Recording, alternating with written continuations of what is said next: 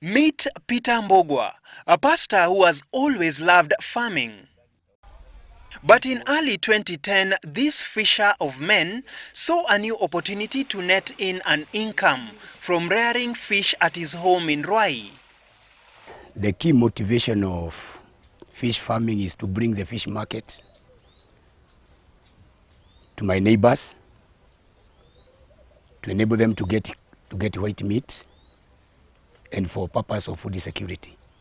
With the support of his congregation, Mbogwa ventured into fish farming with an initial capital of 700,000 shillings. When I started fish farming, I had no technology of digging a fish pond. I didn't inquire the fisheries office. I did it by my own. I went to Sagana, I came with the figurines, I stocked them. After few months, they became overcrowded. And so I failed. Despite the initial hiccups, his venture has since expanded to 8 ponds and a greenhouse. Out of the 8 fish ponds that Peter Mbogwa has built, 5 of them are fully stocked with about 9,800 catfish. One has about 350 tilapia type of fish, while the remaining 2 are being prepared for a new stock. We took this catfish because of good quality of meat. To feed the fish, Mbogwa spends about 4,800 shillings every month to feed his tilapia stock and 20,000 shillings on the catfish.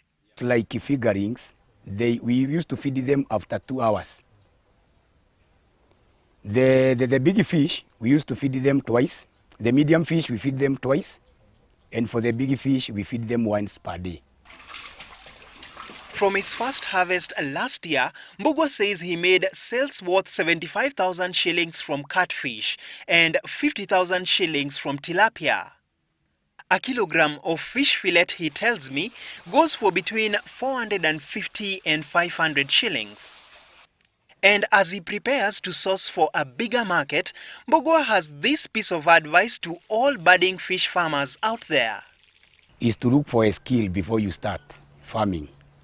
Because like a catfish is very sensitive. It's a fish that needs a service of 24 hours because it is a cannibal. It can feed itself with the others, especially when it is not well managed. It needs to be separated. That is why we have 80 pods. Denis Otieno, Smart Farm.